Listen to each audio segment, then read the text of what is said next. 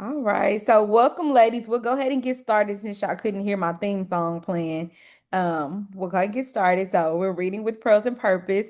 This month's book was The Filling Station, recommended by Sarah Sandra. And we were able to get our author on the call with us. So we're happy to have her here with us. And so, I love to start out with a good icebreaker. Do any of y'all play Wordle? Every now and then. Okay, so I'm gonna switch I over. play it every day. You play it every day? Every day. Oh my goodness. So you're like official. Okay, so our word, we only have one word, but it's a five-letter word. Let's take some guesses. What do you think it is? And I'll try it out. Okay, so what do you mean? Okay, how do you play? Like, I've never Oh, you played just it. give me a five. It's related to the book, I'll tell you that. But Um, it's a five-letter word, and then I'll put the letters in, kind of like what is it called? Wheel of Fortune. And then it'll tell us mm, which ones are correct and which ones are not. And then you just guess again. Like each row is a guess. try Uh, store. Store. Store. Okay. uh, So let me try Tulsa. first. Oh, sorry. Is it? No, that's Store. TLS. Okay. So there's a S and there is a T in the word, but this tells us that they're in the wrong place. So they're, What, let me see, but what they're else that? You What said about Tulsa? What about Tulsa? Tulsa. Okay. Tulsa. that's it. It's That's it. right. Good job. So it only took y'all two guesses. I should have did more than one word. Y'all are good. Okay. So that's just something to get us started. So we'll start with our introduction of our author. Y'all know I love videos, so hopefully y'all can hear this since y'all couldn't hear my other one. Reading with Prose and Purpose would like to welcome author Vanessa Miller. Vanessa Miller is a USA Today best-selling author. Her writing has been centered on themes of redemption and books about strong Black women in pivotal moments of history. Vanessa is a best-selling author, playwright, and motivational speaker. She started writing as a child, spending countless hours either reading or writing short stories, stage plays, and novels. Vanessa's creative endeavors took on a new meaning in 1994 when she became a Christian. Since then, her writing has been centered on themes of redemption, often focusing on characters facing multidimensional struggles. Her novel, The Filling Station, has received starred reviews from the Library Journal and Booklist. It is a positively Charlotte Book Club pick and a USA Today bestseller. Vanessa's novels have received rave reviews, with several appearing on Essence Magazine's bestseller list. Miller's work has received numerous awards, including Best Christian Fiction Mahogany Award and the Red Rose Award for Excellence in Christian Fiction. Miller graduated from Capital University with a degree in organizational communication. She is an ordained minister in her church, explaining, God has called me to minister to readers and to help them rediscover their place with the Lord. And I stopped there because I thought that was so beautiful. I never thought of someone being an author as a form of ministry. But if you think about it, there's so much that people can learn and gain from books. So we would like to welcome author Vanessa Miller. Thank you for joining us. Thank you guys so much for having me. Okay, so we'll get to questions to you shortly, but I saw this really cute Mhm. video on YouTube. I don't know if you've seen it. You've seen it. It's I so saw it too. I thought it was really good. I yes. forget who put it together, but she did an excellent job. Excellent job. And so just to recap the book of the month, I'll go ahead and play this, but it's an excellent video. So let's talk about the filling station. I highly recommend this one. So we're introduced to sisters Evelyn, who is graduating from high school, and her big sister, Margaret. They are growing up in Tulsa, Oklahoma, and they are actually the daughters of a business owner. This man owns a grocery store in the city called Justice for All Grocery Store.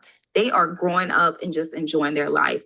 Evie is getting ready to graduate from high school, and the book actually opens up with them getting their hair did, So they're getting pink curls and all kind of stuff getting done up because they are getting ready for Evie to graduate from high school. Evie is actually trying to go to school to become like a seamstress. She loves making dresses, and she took after her mother with this. Her mother has Her mother passed away, and her mother left her sewing machine, which she absolutely loved. So growing up in this city, they actually grew up on what we know as Black Wall Street, business owners. These Black men and women own businesses. They own the most fanciest hotels in the city. And of course, on the weekend or whenever they have time, these sisters love to go to the movie theater, or Dreamland is what they called it. So I had to, look up some of these places in this book because I absolutely love the research that this author did. But of course, we know about the massacre. So after a white woman accused a Black boy of doing something to her, these white men just burned the city down. And so these sisters and the whole city are trying to rebuild and just find a way to get through this. So the sisters actually leave, and they find refuge in this family who owns a filling station in a nearby city. Now, the city that this filling station is in is a sundown town. And if you know anything about sundown towns, white people didn't like you to be out when it was too dark. And so this was a place, a real place that Black people could actually go to find safety. So while they're there, these girls, they meet some men, So Evelyn meets her man. She a little younger, so she out here doing her little thing.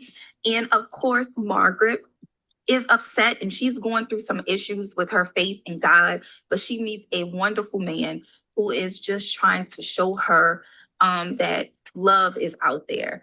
So that's what we're gonna see. We're gonna see some love.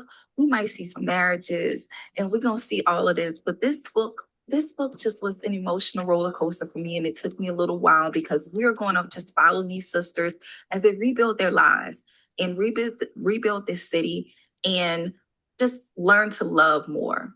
Learn to love more. I absolutely highly recommend this book. Kudos to you, author. Kudos. So I actually hadn't seen that one. There was another one that I saw that I thought you were getting ready to play. Do you mind sending me the link to that? yes, I will. And can I ask, where did you get my bio from? Your website, I believe, Just recently? or this morning. Okay. Can you send me the link you were on my website, because that's my old bio, and I need to have her updated. And if you can send me the actual link, because I've told her before, but she says my new one is there. Yeah. So if you can you send me both of those links? I would greatly appreciate it. Thank you so much. Well, since we have the older bio, you put together a whole event. Yeah. Oh, that's book clubs are my thing. I'm in 3 book clubs, so I love book clubs. That's my thing. But since we have your old bio, can you give us some updated info about you? Tell us more about you. Well, what else would you like us to know? Oh, no. That's fine. What you gave, Okay. that's fine. I was just wondering because I've seen it used a couple of different places, and so I'm like, where are they getting it? Because it was supposed to be updated. So that's why I asked you, because I wanted to make sure that it gets updated. But it's fine. Absolutely. I'm like, I want to make sure we capture all the things, because I know you've done a lot of writing and things of that. I think do you know Michelle Stimson? Yes, I do. She's my coworker, and I told her we having you. My and buddy. My friend, yeah. So just the question that I have that I wanted to start off with is, what inspired you to write The Filling Station? We've been reading a lot of things that have like a historical fiction feel, and people are drawing on our history, and we're learning a lot about things maybe we didn't know about. So I just want to know what inspired you to write this story. Well, I was actually at breakfast with another author who had just seen a documentary on the Threep filling station. And she suggested that I check it out. And so when I started kind of, reviewing information on the Threep filling station, well, and the Threeps actually, I saw that, they had been involved with the Tulsa Race Massacre, where some people had come to their farm area for a safe haven. And I wanted to use this idea of a safe haven after you've lost everything, after everything has fallen apart, and what do we turn to, and how do we rebuild? And so when I began to research both areas, I knew I could kind of merge them together. And so that was my inspiration, was really this whole thing of the filling station. I wanted to use the idea of what refuels our soul after we go through devastation in life. Beautiful. Okay. And then I just have one more question for you, and I'll let the ladies ask any questions if they have any just for you specifically. But I just wanted to know, because this was a very, emotionally heavy story. Which character or scene was the most challenging for you to write, and why? Hmm. Well, I would say the most challenging was the massacre scene, because it was so devastating. And so the research on this book was very heavy for me, uh, as I'm going through what happened to them. And so I was stuck for quite a long time, because it was just, it almost was too much. Because when you look at these people who were just, trying to make it in life, they built their own community. They, were striving for excellence. They were even dubbed Negro Wall Street by Booker T. Washington. And then it all gets destroyed, and no one pays the price for it. Those were hard scenes to write.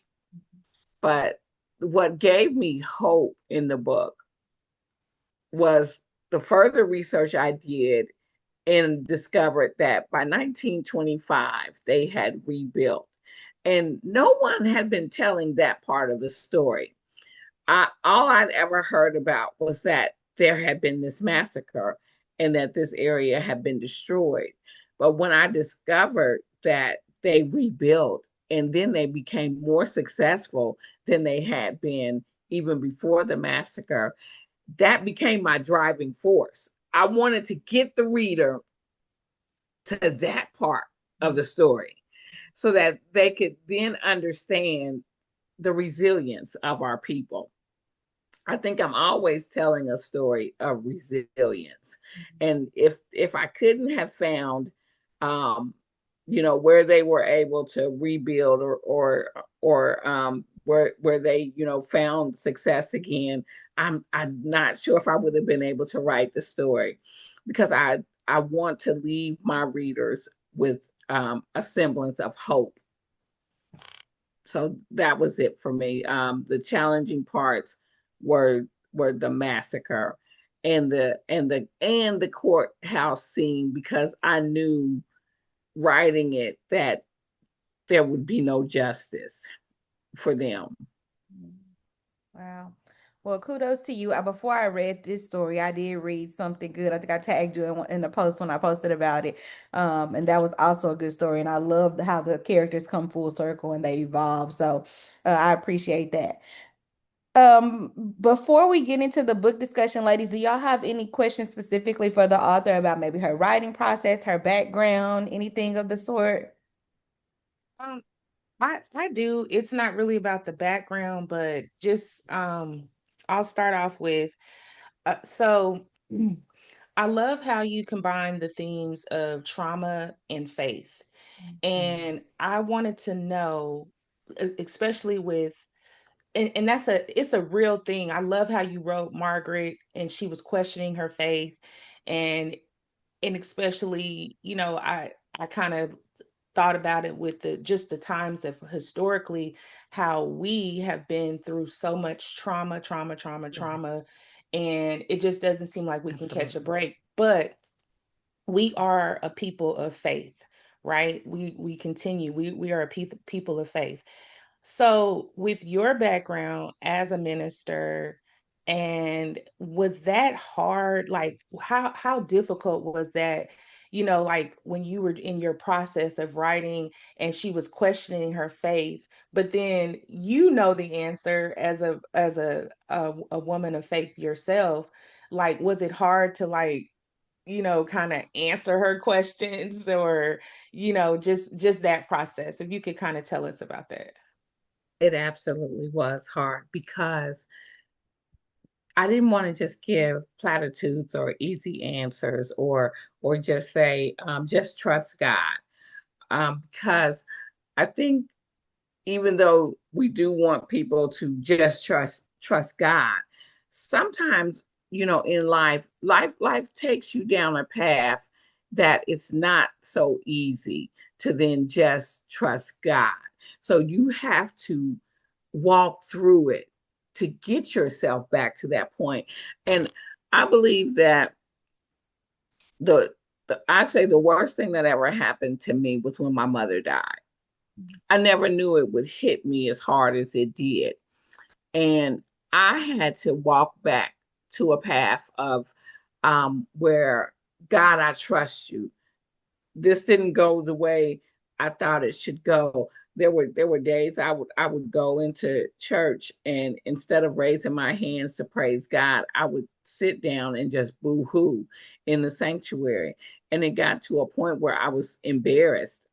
And so I just says, well, Lord, I'm not coming back in there until I can actually praise you, because I was embarrassed. I was teaching um, Bible study to the kids on Wednesday nights, and then going into service on Sunday morning and just crying through the whole service, and not feeling it. And and what God taught me then was that, it was okay what I was feeling, and it was humanness. It was me being human and having my heart broken and having to figure my way back to trusting God again, with this broken heart that I now live with.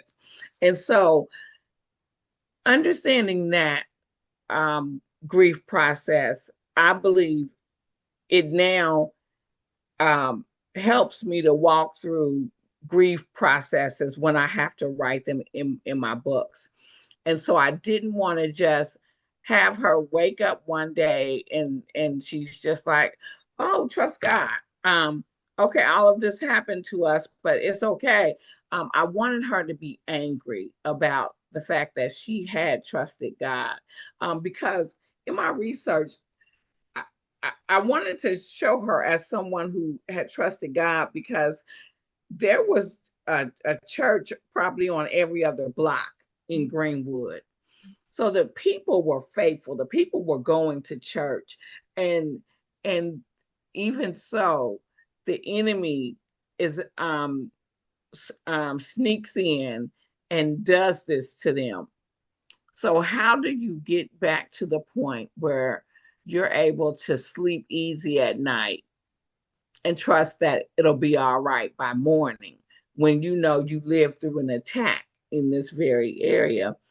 And so I knew I had to walk her through it. I had to let her just feel what she felt in every moment, and then be able to process what she was seeing with the rebuild, be able to process what she was seeing, in her life, in her husband, and even in the community, and then begin to see God in all of it after she was able to process it.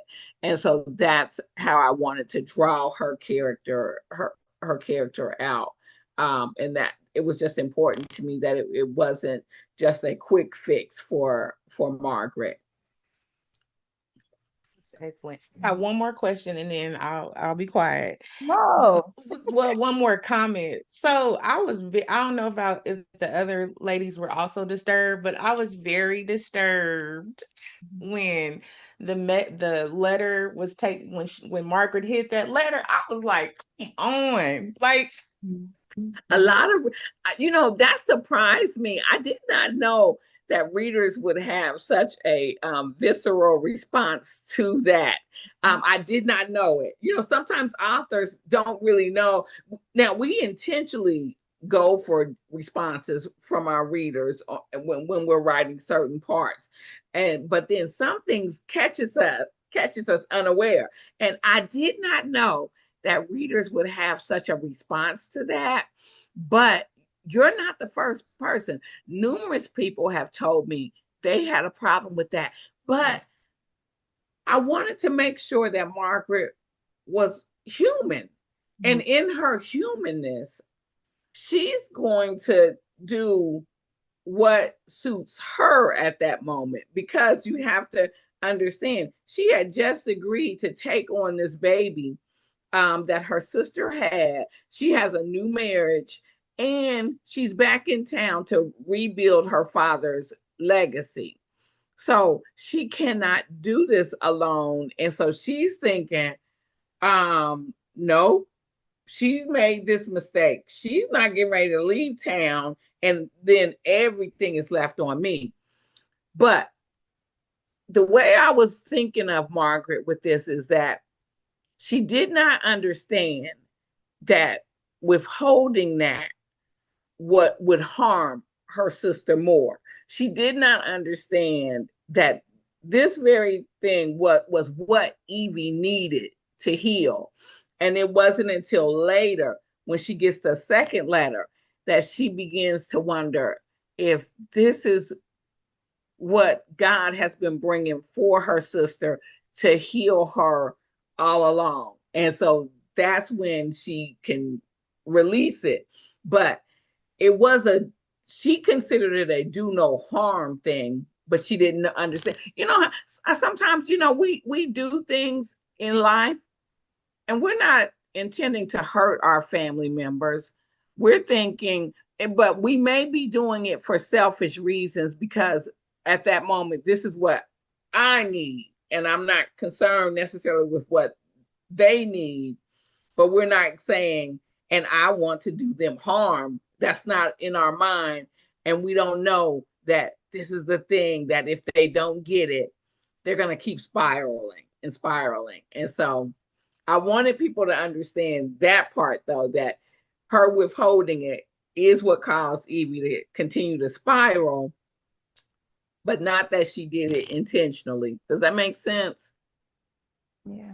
Oh yeah, definitely. And you took the words out of my mouth. That was and that's what I thought before. I was like, that's what when before I was before the letter was taken away. I was when they read the letter, when she read the letter, I was like, oh, this is what she needs to heal. I was like, she needs this because, so anyway, And I think thank you. Margaret realized that too. Like I have to free her. Like this is they're gonna Right. be her way out. Yeah. And so I can really appreciate you showing the human side of all of your characters, Right. especially the faith thing, because there's gonna be somebody that reads this that's questioning their faith. How can I depend on God to bring me out of something when I don't even understand why he put me in it to begin with? And I think that was necessary for you And to. that's my hope, that I believe that my books reach the people that God knows have need of them. And and then all the other people, yes, they can come and they can enjoy the books, because that's what I do. So I want people to read, but I'm always hopeful that a book that I write for a certain reason reaches the person that it's designed to hit, and then it becomes healing to them. And so that's why I say I minister. My husband ministers behind the pulpit. I minister right here at my desk and with this computer.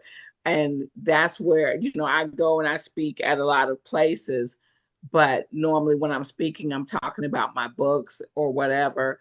But I want the people, I believe that, God gave me this gift to shed light on his love for a world that needs to know.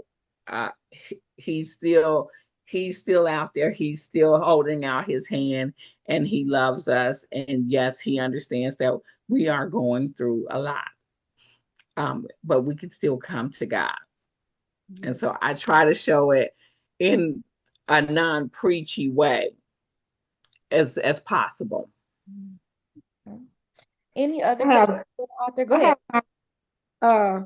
What I wanted to say was that I am so glad that this was two women that you chose to write the story about, because a lot of times we go back in time and all the rebuilding and all that involves men, and the women are not shown or not given any credit for what they do. So it really made me feel great that you chose women to rebuild the legacy. You know, they always say we strong Black women, which we are. Yeah. And this just adds to that. So it made the book even more powerful to me that you chose women to rebuild the legacy. Yeah, what you have to also recognize, one of the most powerful women in person in Greenwood was a woman. Yes. And she owned Dreamland, and she also owned the confectioner shop. And you know what happened to her was a tragedy. Yes. Of serious proportions, but she was doing the thing in Greenwood. She they did an interview on her one time, and in my research I was reading it, and so they tried to say this was her and her husband's, and she was like, oh no, this is mine, you know, because he owned a garage where he fixed cars and things like that. But she made sure that they understood she was running this. And it was just sad that she went into this depression after the massacre. And so I wanted to highlight her, and that's why I show you her in the beginning and in her glory, and you know, and running. Lula, was it Lula? Yes. Okay. Yes. Okay. All right. And so, and then I show you, like, I can't tell you the whole story because I have to, you know, write a story where you can just learn different things, but you have to learn them from the eyes of the main characters. Right. So that's why I can't go into Lola. I can't go into her home, but I can show you through Margaret's eyes. What she's seeing and how she is beginning to you know, decrease from the scene, because she was a very powerful woman. She was a part of the business association, and you know, and this business association was the reason why it was no longer Booker T. Washington's association at this time. It was now, I forget his name, but I mentioned it in the book. He was over it, but it is why that association came back to Greenwood in 1925. And this parade happens and this convention happens. And none of it would have happened without the Women's Business Association convincing them to come to Greenwood. So yeah, women, you know, we have always been doing what we need to do. And so that's why I like to my slogan now is that I write about strong Black women in pivotal moments of history. And so I've been just trying to do that to show, you know, what women are capable of. Very good. Okay. Any more questions for the author? Well, I don't know much whether it's a question or more of a statement. While I too applaud the women in the book, you know, Black men were often portrayed as lazy and not, you know, and how whites saw Black men as less than. And when I looked at some of them, especially Elijah, because I think he could have gotten overlooked because he worked in the field. And Margaret really, at first, she didn't, to me, she didn't want him because he wasn't at her status. Right. But he was a good man, a hardworking man, a man of faith, and he just kept on doing his thing. He never tried to change. He went and did things when she didn't even know he was doing them and helping her to reveal what her family, because my heart broke that she never knew what happened to her father. I was so close to my daddy. I mean, I would have been like Miss Lula. I would have just lost my mind if I didn't know what happened to my dad. And that I happens. couldn't go and visit a grave site or anything like that. That part was so traumatic for me. That was In traumatic for me that, in researching it as well, because that is actually what happened to a lot of the families in Greenwood. They didn't know what happened to their fathers. But I wanted to say something about a part that you said about Black men being portrayed as lazy, but Black men and women actually. But funny thing is that occurred after emancipation, when these people could no longer get free labor. So once they could no longer get free labor out of us, right, then we became lazy. lazy.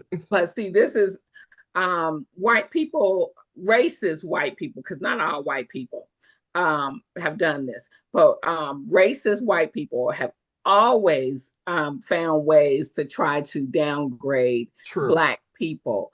But still we rise. Yeah.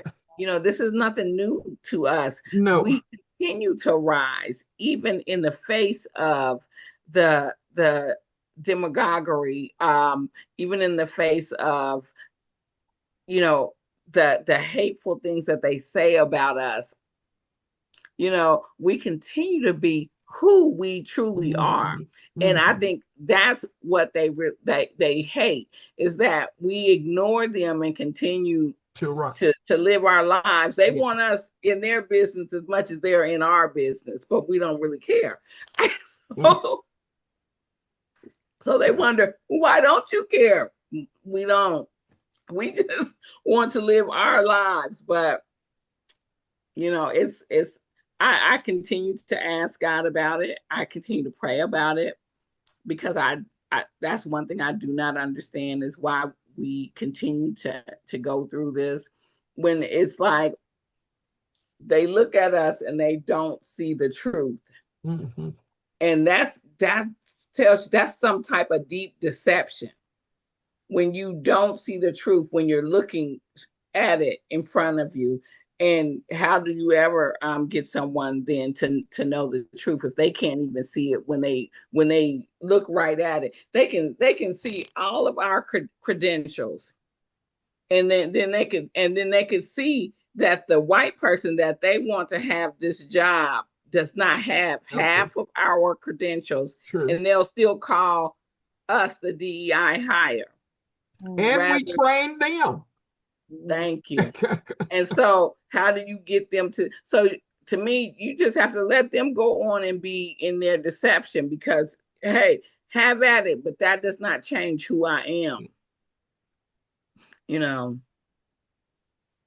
have your fun. I don't know. It's crazy to me, but I'm like, okay, that just shows me who you are. You are deceived because you want to be deceived. You know, another thing about the, you know, because I'm, you know, of course, I knew about I know a lot of us already knew about the massacre in Greenwood, but it's like, if they are, you know, they don't want us, they didn't want them, right? They was like, okay, after, you know, we can't use you, we not paying you, we just want y'all to just go away. And so they, you know, they thank went away. God right, they went away.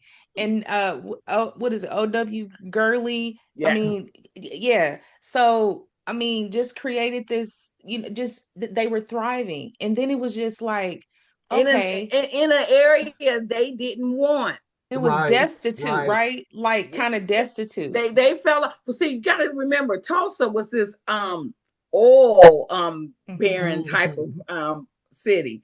Oil was gushing up out of so many places in Tulsa, and Tulsa was rich in oil, and so this land had no oil, so they didn't want it, and so that's how come they were willing to sell it to a black man, because they felt like it's good for nothing.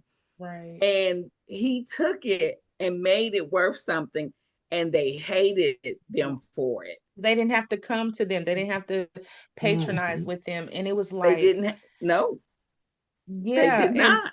So this is the only question. Well, because I have not, I hate to admit this, but I have not visited Tulsa. Like I want to go, Greenwood, where it was. I watched all kind of documentaries on it and everything. So I know that this is historical fiction, but the part which I was glad that they were rebuilding. So did this really was that part of they really okay. They absolutely rebuilt the area. Now it is not what it was back before. Then. The area they rebuilt the area by 1925, and it was bigger, better, everything. Comes to 1970s. So it lasts all the way up until the 1970s, when Jim Crow ends. So you got to think about when Jim Crow ends. Now Black people can shop wherever they want, and they choose to go give their dollars in places where they never wanted them in the first place. And so, and also you have to think about this: the Black dollar spends well.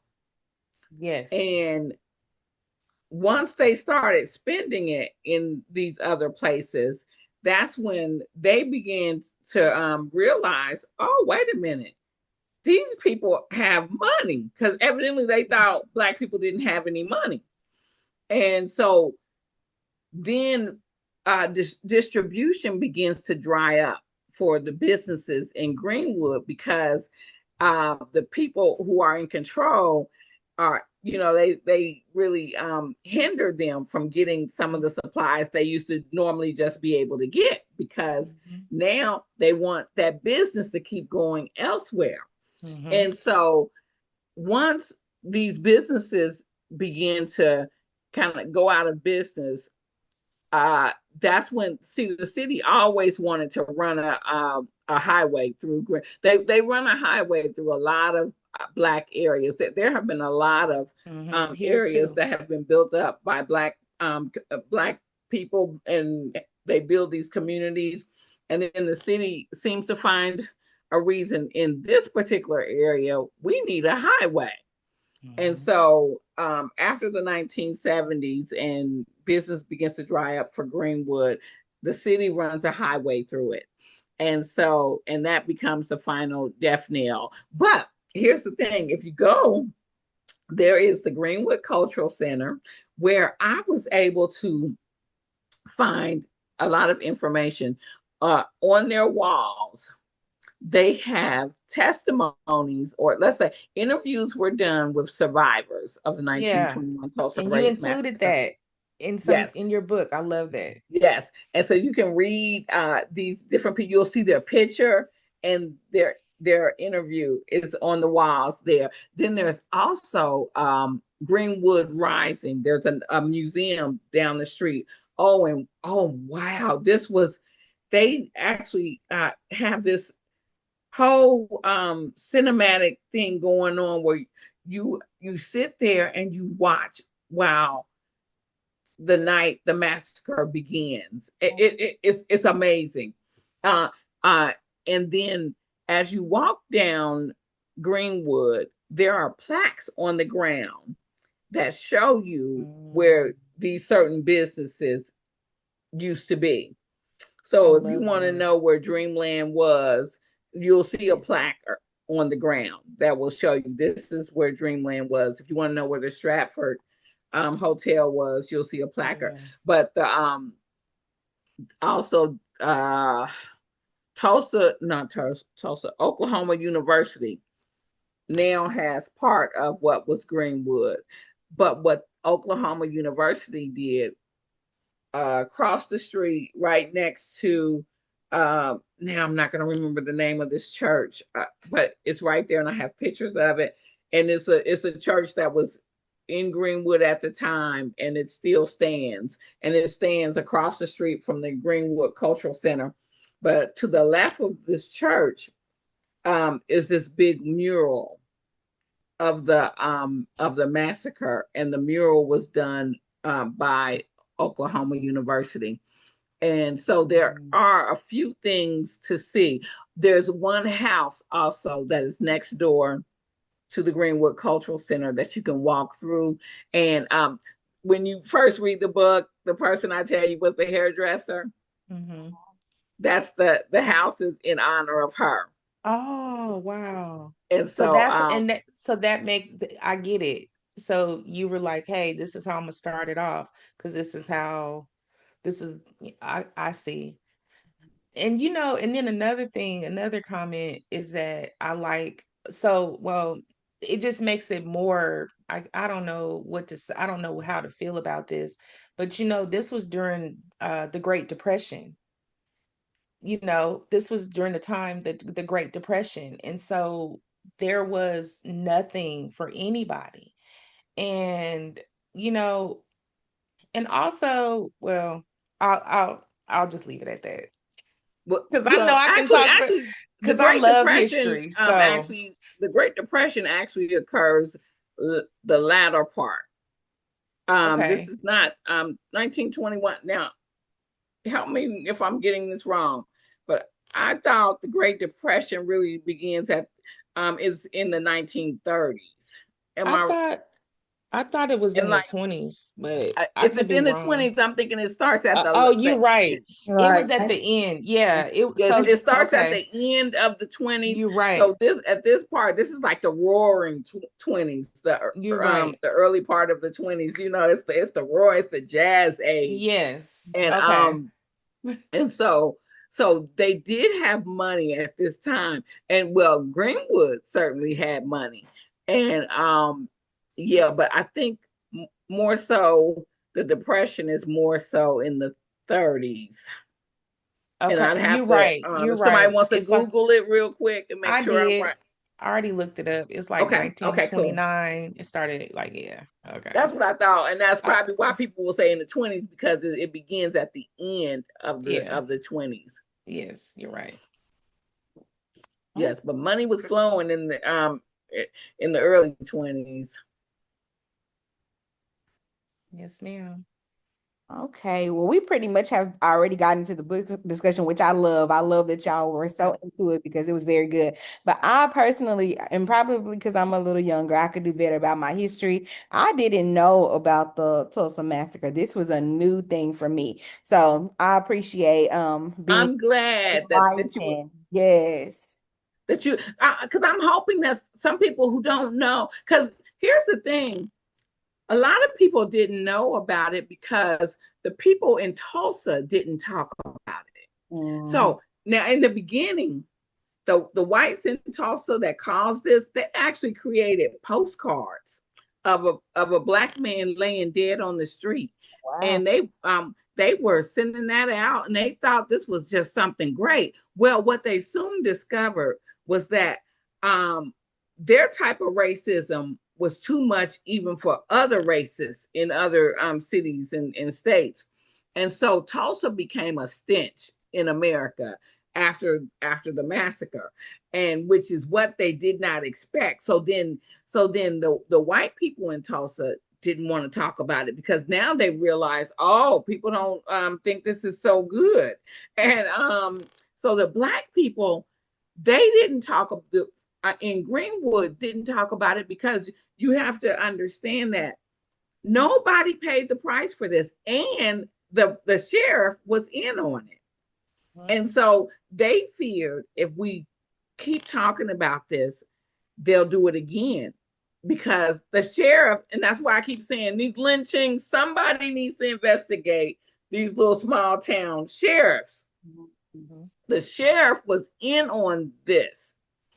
And so they didn't even tell their children. There were people I interviewed that grew up in Tulsa that told me that they didn't find out about the massacre until they were grown, or they didn't find out about it until they were in high school and a teacher asked them to do a paper on it. And they told me they would be like, what massacre?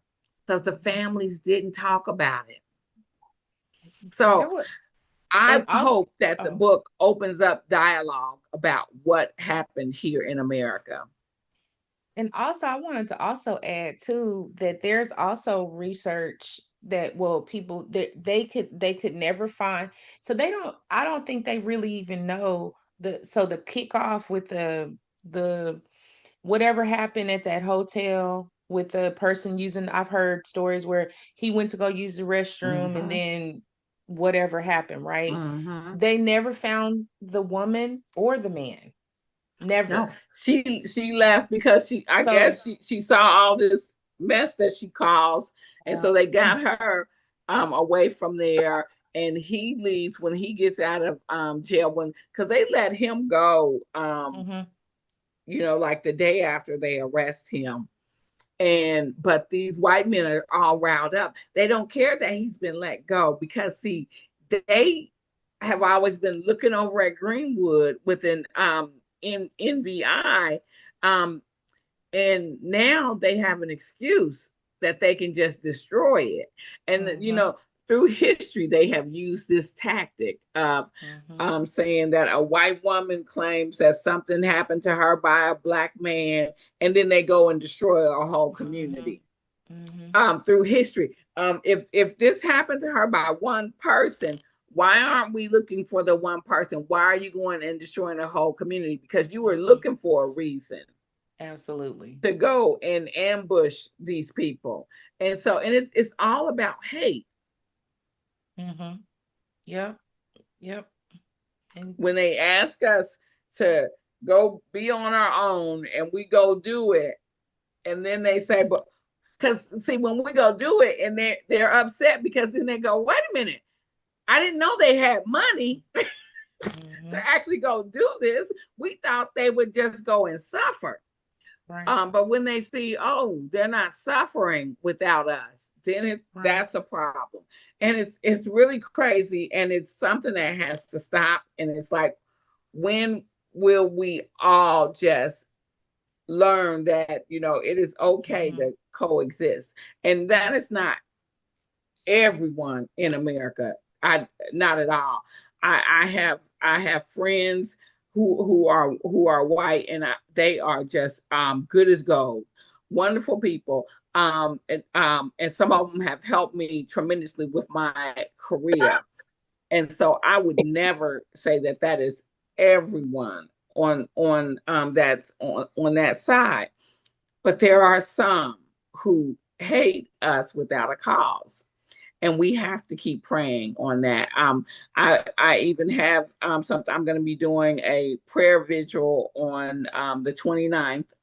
And I've asked people, I've had it on my Facebook page and a link for people to sign up, because we need to pray about this. We need to pray about these lynchings. We need to pray about our girls that are being kidnapped. It is time for us to pray and to strategize and begin to talk to our young people in our homes and tell them, how they need to be moving at this time in history. That is my opinion, and I believe that is what God has laid on my heart.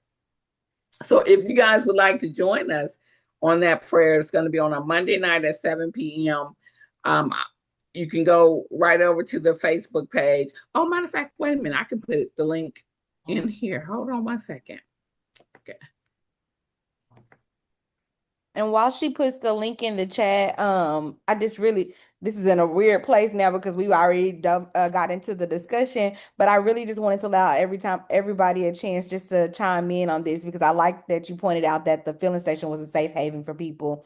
So I just wanted those that feel comfortable to share something that gave you strength this week that was a refueling for you. Um, if you feel open to it.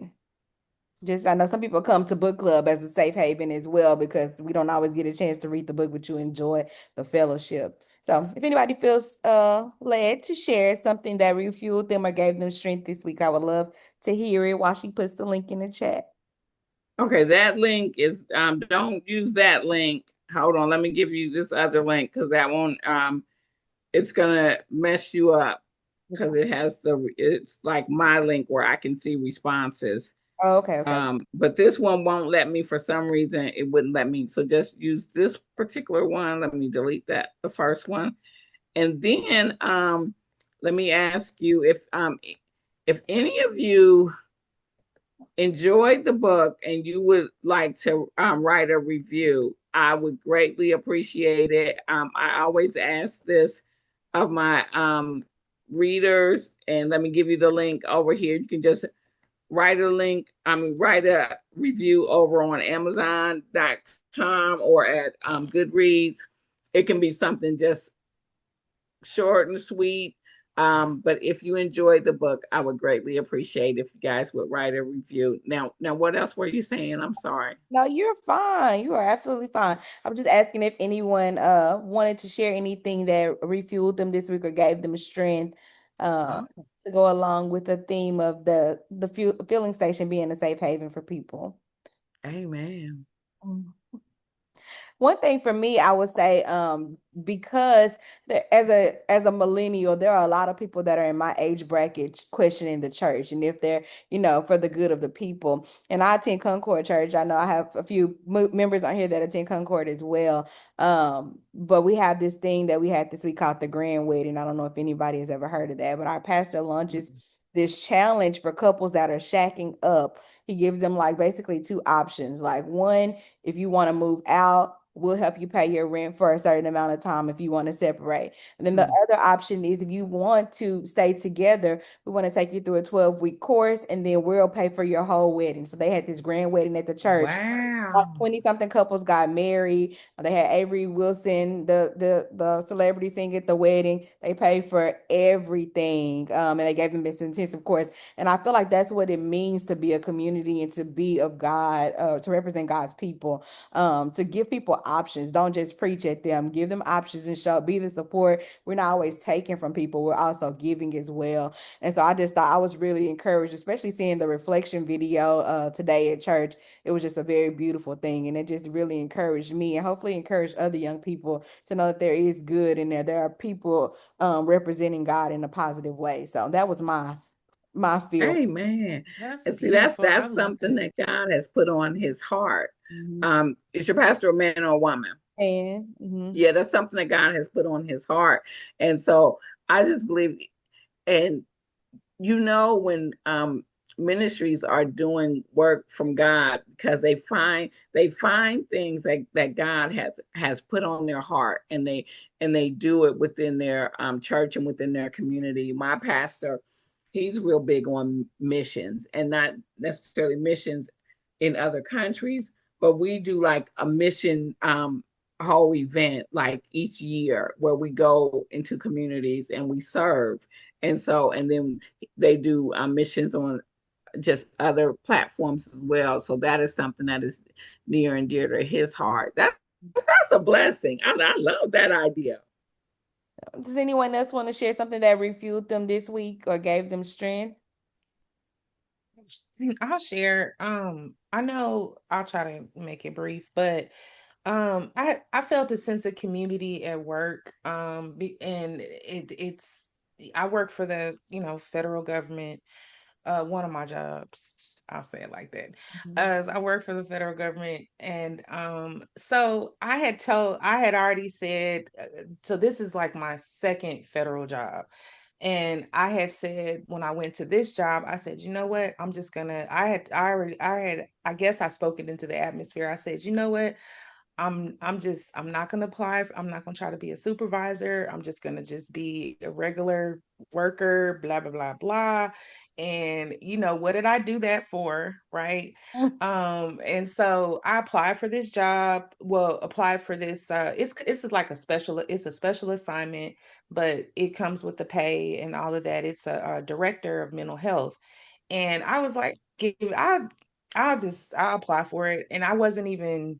I mean, I didn't really like I prep for the interview or anything like that. I just went in, and and I got the job, right? So I got the job. Good job. But and it's mid-level management, but I was so surprised, when I was telling my supervisor, because I had to get kind of permission from my supervisor to do it, because it's like it's temporary, and then if it has an option to be, permanent.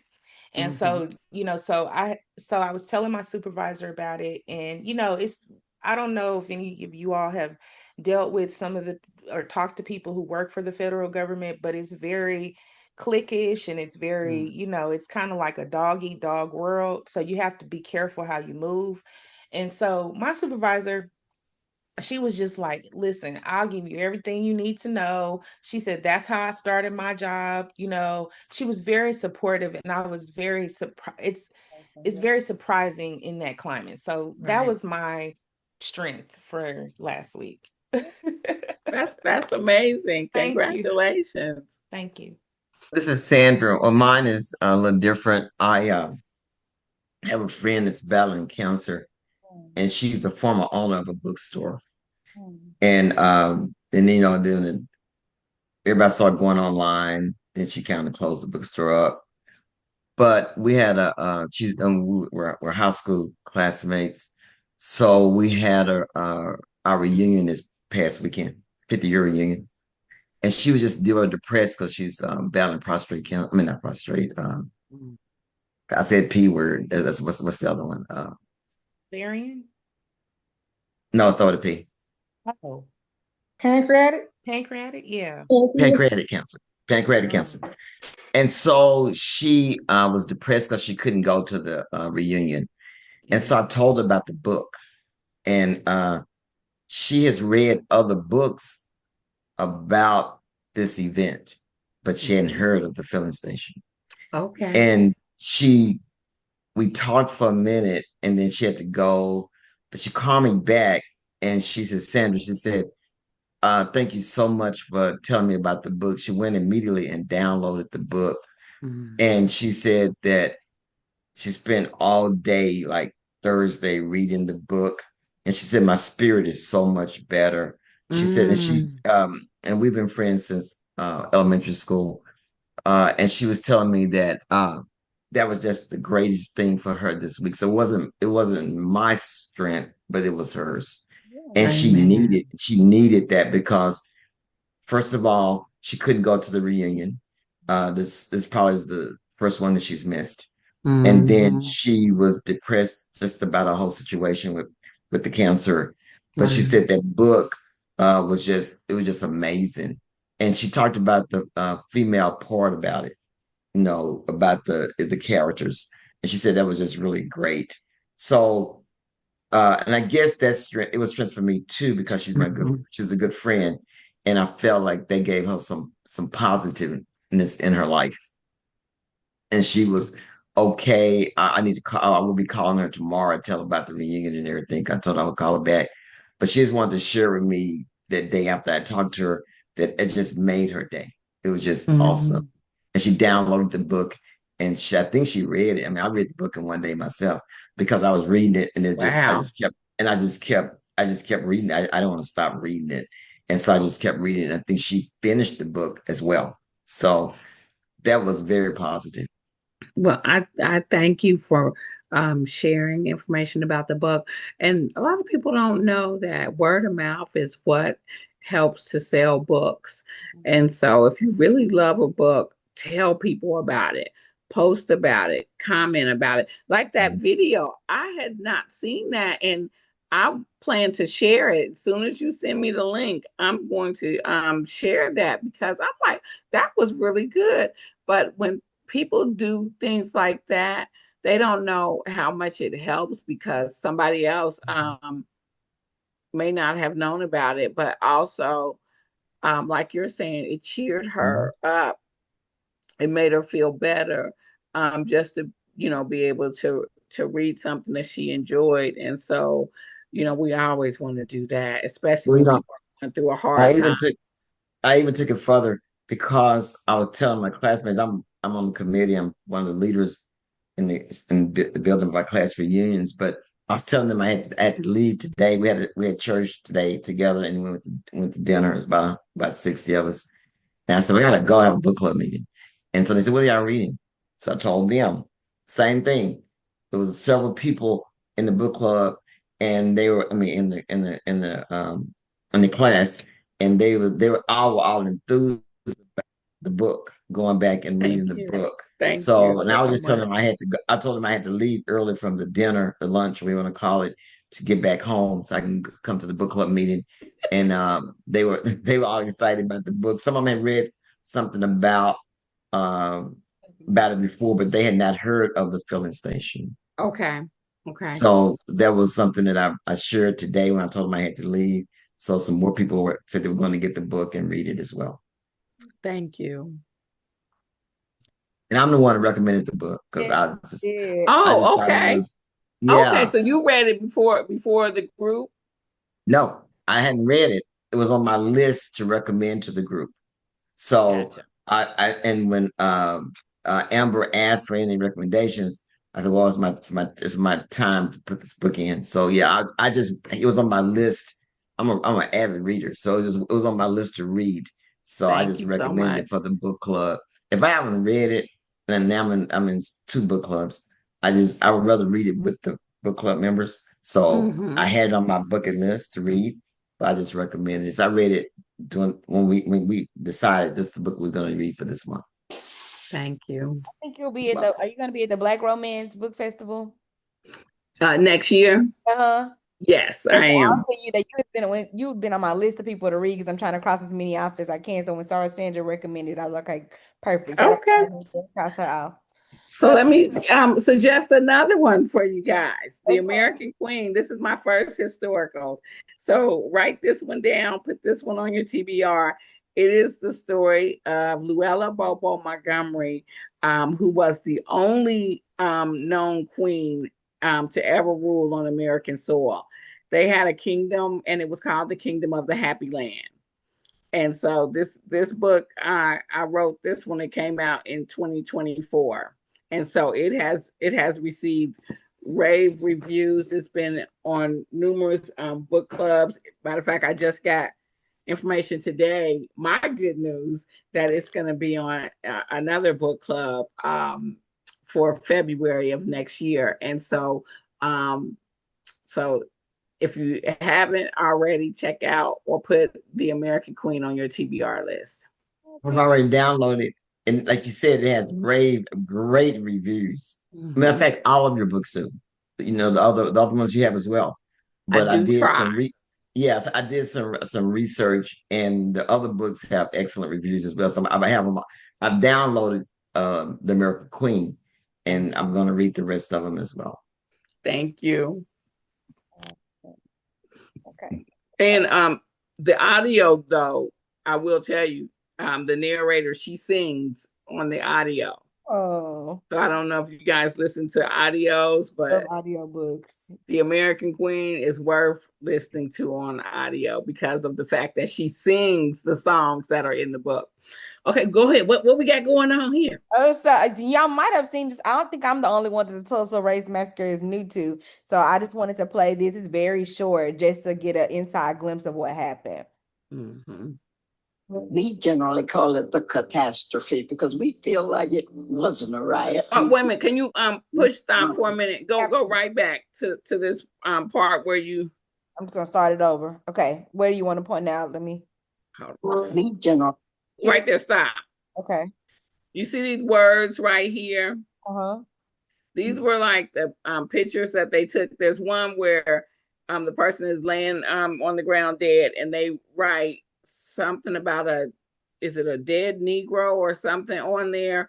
But this is what they wrote on these things, and kind of they took pictures and then sent it around to other people, thinking that they had done something wonderful, and the people, other cities were terrified of Tulsa after this. Go ahead. Go ahead. Wow.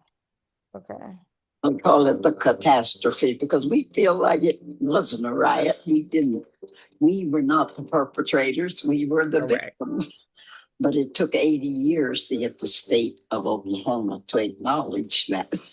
The Tulsa Race Massacre is believed to be one of the worst incidents of racial violence in American history.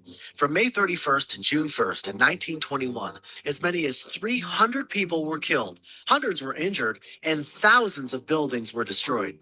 On June 1st, they began to systematically destroy neighborhoods, and they had airplanes dropping things down on people's houses, and they had made up their minds to clear the entire area of Black people. It started after a newspaper reported a Black man tried to sexually assault a white woman.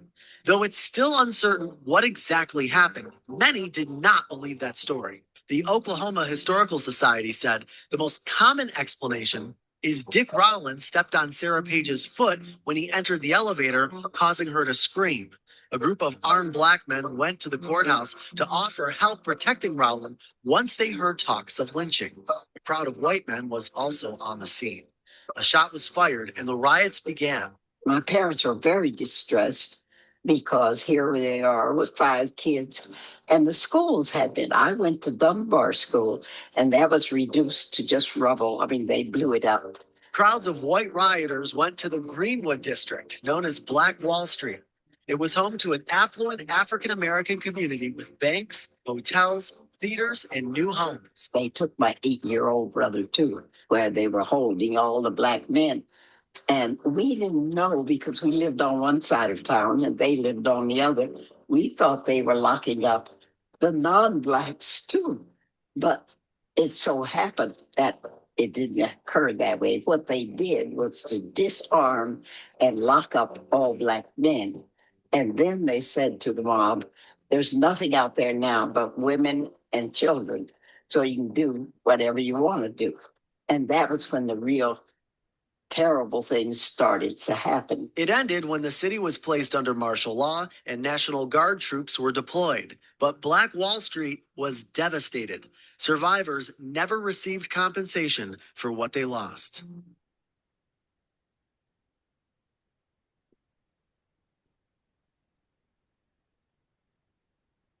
Okay, so this is not a real question. This is a basic question, but sorry, Yvonne already touched on it. Like, who was your favorite character and why? And we probably can all agree that Elijah was probably a favorite of ours. And I think for me, the reason why he was a favorite is because all in my family in particular, the women are the one that have the strong spiritual faith. And they are begging the men to come to church, begging the men to be men of God. And so to see the reverse happening in his book, to see a man with strong faith being the leader, being super patient with the woman with her faith, like he never seemed to be bothered or irritated by the fact that her faith was whatever. He was understanding as to what her trauma was. I think it was just a beautiful thing to see a man being led by God and then in turn leading his family as well. So, did y'all have another character favorite besides Elijah? I want to add to your love for him.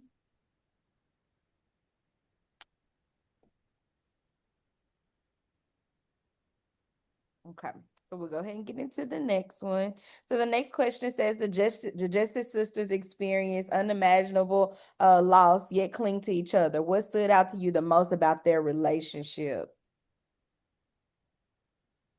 Margaret and This is like, sorry, DJ. I just think they encourage each other and stuck by each other, through all what was going on. And that's what I saw. The 2 sisters that didn't know where their father was. So it was just them, to make it for themselves. I know they had the aunt or whoever they stayed with, but it was just them. Yeah. So how I they like, oh, go ahead. I didn't, where you finished? I'm Uh-huh. sorry, I didn't. Okay. I liked, I like, I, just to add to that as well, I like that they were respectful of each other's coping mechanisms. They both had different coping mechanisms of how they coped with the loss. And they were respectful of that. They didn't let, and then in one thing that I did notice, like with the other, just kind of with everybody that's going, everybody that has experienced this, or a lot of people that experience this, they all, some people fought with each other, or, I'm sure there was a lot of fighting, there was a lot of, blaming, because that's what happens, when trauma is arise, and then especially when it's just kind of unexplained. It's just they don't, so people are looking for people, to blame. So they were respectful of each other, and they helped each other through their own individual traumas in their own way, but they didn't give up on each other. Okay. A common theme that I see in books and movies is what happened with them and the daughter, like the sometimes the mother or older sister going in raising the child as their own. Was that just like a common thing in those times? Because I see that often. Do y'all think? I think it was. Mhm. Yeah, I believe it was. Okay. Let's see. Did That's anybody when else? family was family. Family meant something. It wasn't, I mean, I have a personal, my grandmother, she had 7 children, and one of her cousins was unable to have, her and her husband were unable to have children. So my grandmother gave, I think it was, he was like her third child. And but I mean, everybody knew that that was, like it was, they officially adopted my uncle, but they were able to, it wasn't anything hidden or anything like that. It was just normalized. It was like, okay, so he has 2 moms, and 2 dads. So yeah, that was common. Okay. Let's see what other question. I also like the relationship they had with Miss Pearl. Miss the older lady that lived next to them when their mom died, she just kind of stepped in. And I think we see that a lot, especially in the South, where that older women that saw children that lost their parent, she just help them in any way she could. And the relationship they had, how close they were to her. Miss Pearl, she didn't, when the riot started, she thought of those girls, and trying to save them and not worried so much about herself, but saving those girls. And even after they realized that the dad was probably dead, Miss Pearl never, she just stayed right there with them. Everything, with the tent and all of that and rebuilding the house, Miss Pearl was always there. And I can just see, I had an Aunt Vi like that growing up. She was always there for us. And I had both my parents, but she was the aunt that came in and when my mom was teaching school, she'd come to the house and cook dinner. And it was just a unique kind of relationship. And my comment is not necessarily related to the sisters' relationship, but just the relationship of the community in itself. Like that one scene where I think Evie went back to see the house, the land or whatever, and the lady next door, the family member came out and was like, "Y'all not gonna squat here. Like those people are coming back for their land or something like that." Like they just really looked out for each other as a community. I think that was Miss Pearl's niece after she had died, I believe. Mm-hmm. Sounds right. Okay, let me go to the next question. Where's my mouse? Keep losing it. Okay, there we go. So, Evelyn and Margaret wrestled with their faith in God after the devastation. Did you find their spiritual journey relatable or surprising? We kind of talked about this a little bit earlier. Unless somebody wants to weigh in on this, we can go to the next question. We talked about their faith a little bit earlier. Oh my goodness, me and this mouse. Okay, there we go. Okay, so the filling station becomes more than what it obviously was. It became a place of healing. So, what made this a safe haven, and do you have any places like this in your own life? What about it felt safe?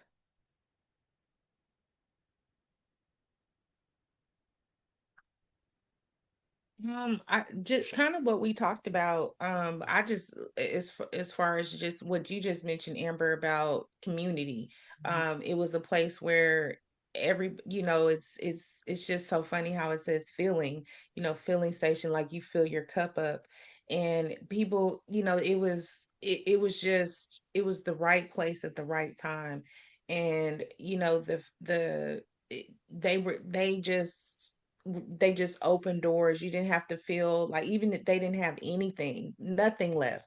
Like, I can't even imagine just having nothing, like no sewing machine. Like Evelyn, she didn't have her sewing machine. She didn't have any pictures. She didn't have anything, clothes, nothing, not food, anything. And this place provided everything. And you know, I don't know if people are really like that anymore. I don't know, like where you can come and stay rent free.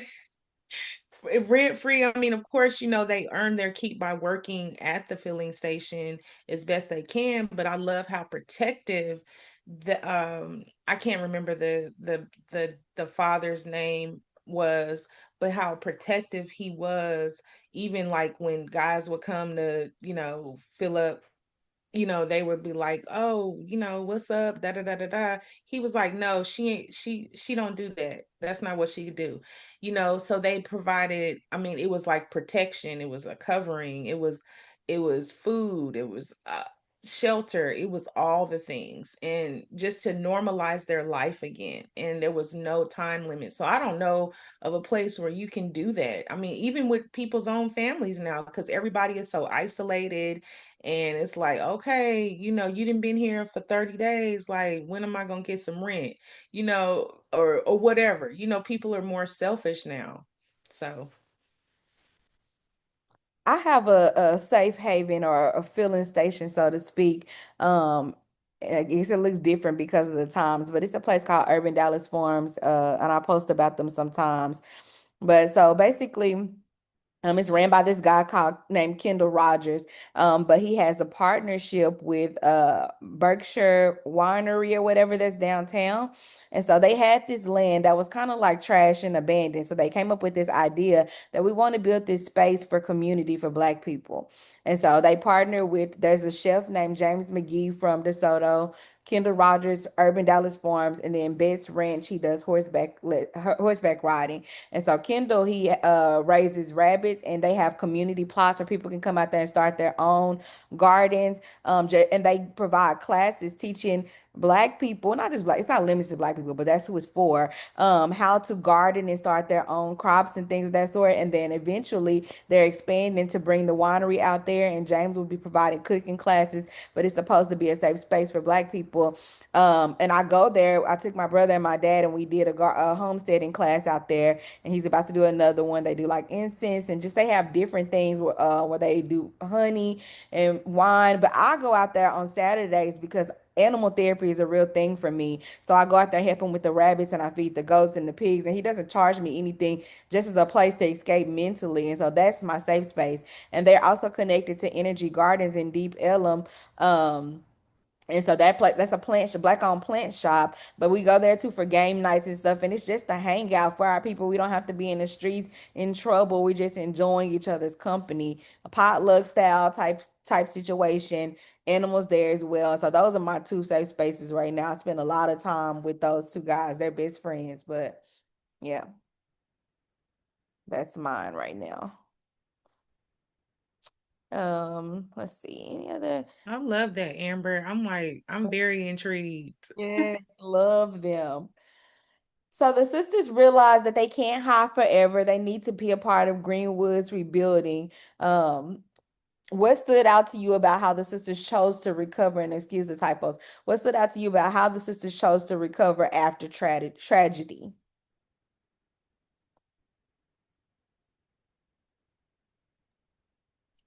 I think they kept their goals. One definitely wanted to go to school or move, well, not go to school, but move upstate where she can focus on design or clothing and whatever. And eventually she did, and they encouraged her. So that's what I kind of like. And I kept wondering, will she be able to leave Greenwood and go do what she wanted to do? Mhm. And she did.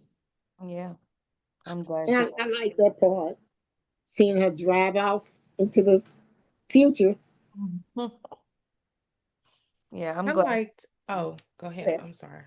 that's all. I I liked hmm, so when I was talking about earlier about the coping mechanisms, and so I guess that's kind of, I guess, related to this question, I guess the recovery part that you're asking.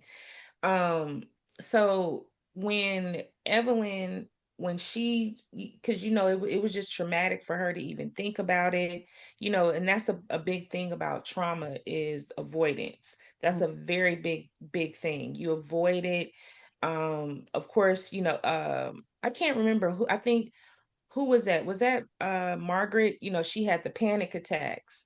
She Mhm. had and then Evelyn, she just avoided it. She was just like, or yeah, she just avoided it.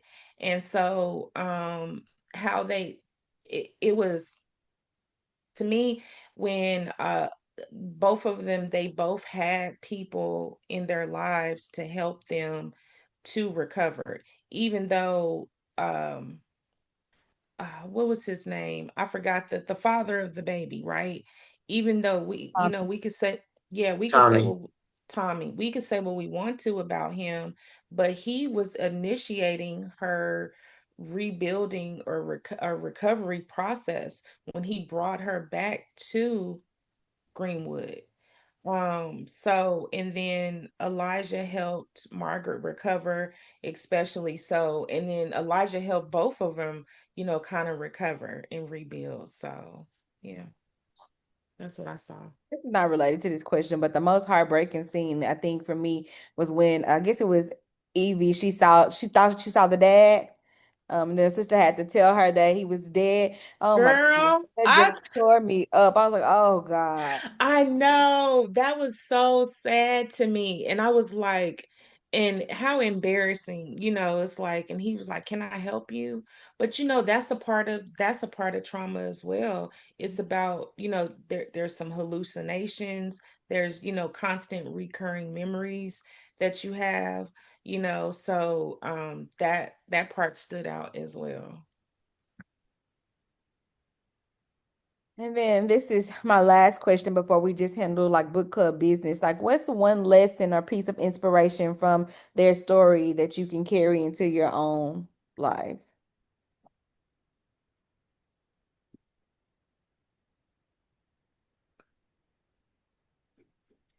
Okay, I feel like I'm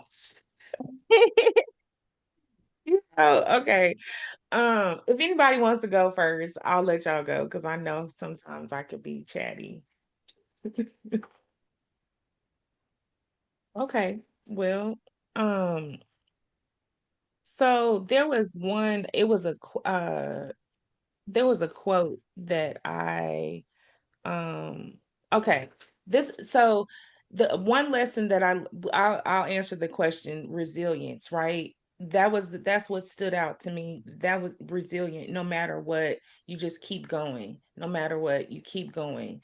And there was a quote that, well, I guess a passage, and they were talking about um Miss Lola, and then it said those hateful men hadn't just taken her daddy away from her and Evie, they tried to snatch the hope of Greenwood.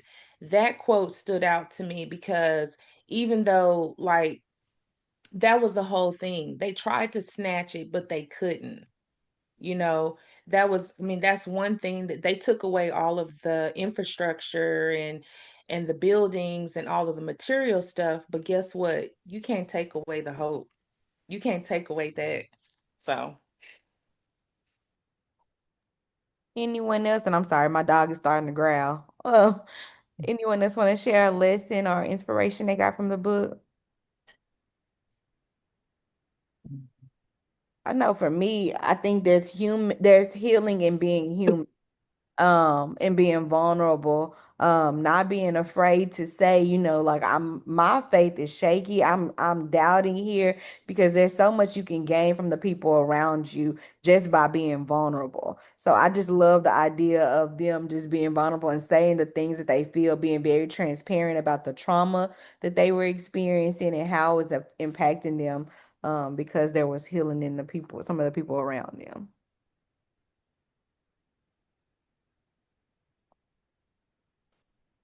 Anyone else want to weigh in?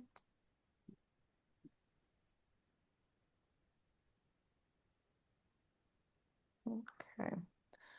So before we get into discussing future books, I don't know, okay, Ms. Miller's still on the call. We want to thank you for joining us. You're welcome to stay on if you want to hear about future books and all of that. But if not, we just want to thank you. If you want to fall off, you can. Would you guys like to do you have the copy of the book? Can we take a quick picture before we I don't have physical copy. I do audio books, so I don't have a physical copy. Oh, don't worry about it if you guys don't have it. I don't know why it's not. Okay. There we go. Oh, it was not showing because you have a background up, and Yeah. so it kind of Okay, let me push it up real. Let me take the I I'll didn't take the turn it background off. Hold on. Can you switch this back hold on a to? minute. Okay, can you switch your design back to the beginning? Yeah. I can. I'm gonna start. I don't know what happened with my screen. I don't even know how to turn this around. Okay, ready? Hold on. Let me get it back to the picture. You want the front picture? Oh, it could have been fine where you just had it. Oh, okay. You want to go back? Okay, let me stop sharing. Stop. And share. I already took a picture of the other one, so I'm gonna share both. Oh, I was about to put my audiobook up. Get one more, please. Okay, you ready? Okay, I got it. Share it with me, please. I will. I'll email it to you, and don't forget to email me those other two links. And so I'll email that to you and the other picture I took, and then I'll post it. And thank you guys so much. This was wonderful, and you are just so detailed with your discussions. Oh, thank you so much. We enjoyed. Thank you so much, Miss Miller. I appreciate it, and I can't wait to read other books by you. Thank you. I enjoyed your work. Bye-bye. Okay, I'm gonna stop the recording.